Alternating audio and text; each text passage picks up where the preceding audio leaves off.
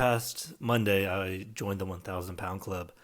It's been something that I've been working on for the past 7 months, and really, really glad that I was able to reach that goal. My breakdown: 315 pound squat, 245 bench, and 440 pound deadlift. Um, and I just want to kind of give like my story, my kind of background on how, or just kind of my journey throughout this process, my experiences, and so on. So I'll just kind of dive into the first topic here. What kind of got me into this, right? I've been looking at a lot of fitness YouTube over the last year, and the Diamond Gym videos specifically, I think, really kind of spurred this on. It's kind of cool to see those guys push themselves, and it kind of makes you realize how far you can push yourself. And so that in combination with just seeing a lot of the 1,000 pound club, attempts and folks testing people on it, and it really it really intrigued me, and I felt like it was a good goal to work towards. That way I have a number I can chase. I can work on all the main lifts, and I can work on my strength that way. About the journey, so essentially when I started my first couple workouts, I was trying to assess my max, my current maxes, right? So my initial max numbers were: squat was 225, bench was I think like 185, deadlift was 305. And I put that into AI, and I was like, hey, give me a program so I can hit the 1,000 pound club. And it gave me a 12-week program, and in that program, it kind of started out with like higher reps, lower weight, and then you kind of move up in the inverse as you go on. And so the next 4 weeks were lower reps, higher weight, and then the next 4 weeks were even lower reps and even higher weights. And so I did that. My first max testing day was, I think it went pretty well. I jumped to 275 squat, about 225 bench, and I think it was 385 deadlift. And then I did the same thing. I was like, okay, these are my new numbers. Give me another program I can run. So I did the same thing, another 12-week program. And then from there, on my second max testing day, it was kind of a rough testing day for me.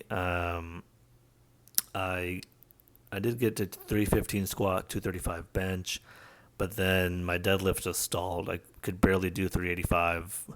And at that point, I was like, okay, maybe it was just a bad day. Let me just, focus on strength here, try to increase my strength. So I got a 6-week program from the AI, I guess you could say, essentially. And I thought that was a good way to do it, instead of kind of going back to a whole 12-week program. And so I ran that 6-week program, really focused on strength, so lower reps, higher weight. And then I just tested again on Monday, and thankfully it went well, and I was able to hit the 1,000 pound mark. Okay, let's talk about injuries. So thankfully I haven't had any major injuries. You get a little bit of this and that on like your shoulder maybe, or or whatever, just some general soreness and stuff in some spots. But the main thing that came up after my second max testing day was I got really bad, like I kind of felt it before, because you can watch my other videos. I, for some reason, wanted to jump over a tennis net 100 times. And I think that's what started the tendonitis on my patellar area. But then I also kind of feel it I think it's also kind of like quad tendonitis. So I really felt that after my second max testing day. So I just try to do some, isometrics and other things to kind of deal with that. And thankfully it did get better. It did get quite a bit better. I still feel it from time to time, but it's just one of the things that just came up during this process. The other thing was that kind of hurt my middle finger. I think it was probably on the deadlift in this most recent test, and that was just probably from the strain of the weight. It seems all right now though, so hopefully it was just kind of that strain from that weight. The equipment real quick. So I have a separate video on my channel where I talk about this stuff, but essentially it's just basic barbell bench, weight plates, just a basic barbell stand, and I have some dumbbells. I did get like a wooden plank here to kind of have a more solid base when I squat and deadlift. So that's pretty much all I had until I got these lifting shoes. These are just kind of some Under Armour lifting shoes, low profile. I think it's only like a 2 millimeter heel, really really small, but they kind of worked for me. I started using it on squat and deadlifts, but then I stopped using it on deadlifts. I think barefoot deadlifts are just much better than any kind of shoe. I thought about getting the big heel for squats, but I don't know. I might still do that. But I think this worked out well because I kind of do like a hybrid squat between high and low bar. And then I also got this belt, so Kafia here, free Palestine. But it's I think it helped to really feel like a better brace. I felt like I was bracing all right, but this really helps to feel and like get a better brace. I actually did not like this. The opposite of the shoes, I did not like this on squats at first. I did like it on deadlifts. And then I think I found a decent position on squats for it. And I think it helps on squats and deadlifts mainly, of course. I tried to use it on bench a bit, but I didn't see much benefit there. All right, so supplements.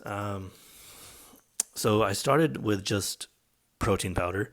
And I feel like that worked pretty well. I could feel, I think, the difference of that extra protein. I think if you're eating balanced meals, you're eating normal meals throughout the day. I think one scoop of protein powder is more than enough per day just to kind of help you reach your protein goals and kind of get some of those extra amino acids and whatnot in your diet as you're lifting.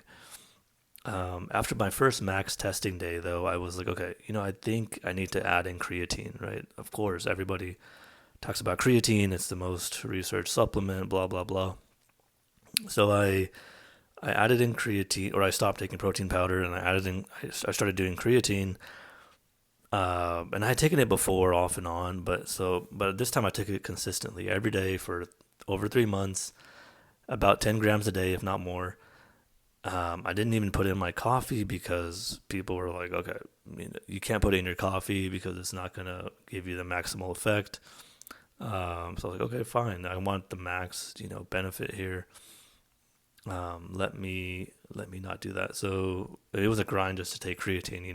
It's gritty. You get bloated. If you feel bloated, you have to drink a lot of water, all that stuff. And I don't think it helped at all for me.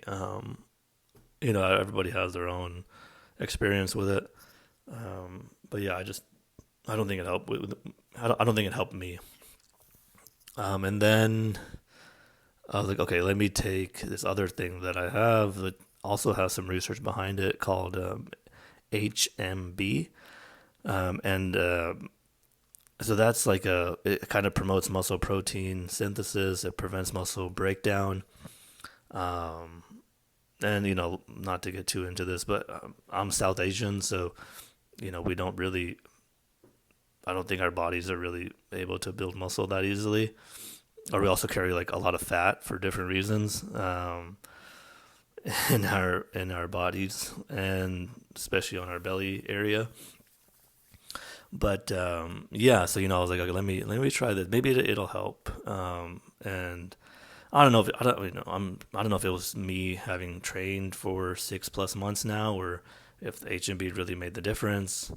This is just my experience, but I feel like it helped. I really feel like it helped. Kind of, I think it did what it said. It promoted muscle protein synthesis. It prevented some muscle breakdown, and Yeah, I think it did help. Uh, and that was pretty much it. I'm gonna talk about some of the resources I use along the way. So I mean, there's so many videos out there of people giving you tips and tricks, and they're good, but there's just so much information, and someone's telling you to do it this way, someone else is telling you not to do it that way. So I kind of just stopped watching those and was like, okay, let me just get kind of a baseline of technique and so on, and just kind of stick with that until I find, just kind of improve on that instead of redoing the whole thing. But I did enjoy this YouTube coach, or not just a YouTube coach, but he's on YouTube. Sebastian Oreb, he's the Australian strength coach. I really did enjoy his videos. They're kind of like longer form videos where he's either just training himself or he's coaching somebody, and he just kind of talks through different parts depending on if it's just if they're doing squat or bench or deadlift or whatever it might be. I think those videos are really useful and helpful, technique wise, just kind of general, advice wise, in terms of like powerlifting or technique or strength approach. So definitely check that out if you haven't. Besides that, yeah, I really just tried to kind of stick to what I had and not introduce too many different things, and just kind of build on that. Yeah. So what's next? I don't want to chase any other numbers right now. I know you can go, there's the 1,500 pound club or whatever you want to make up, but there's also the 315 bench, I guess, is a metric that's out there.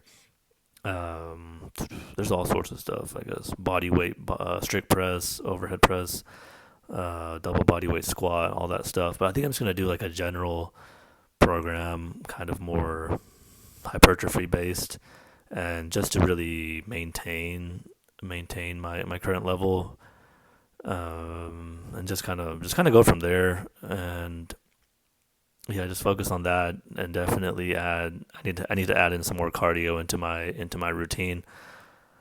But that's about it for now. And yeah, let me know if you guys have tried this, or if you guys have joined the 1,000 pound club or some other kind of cool fitness feat that you guys have done.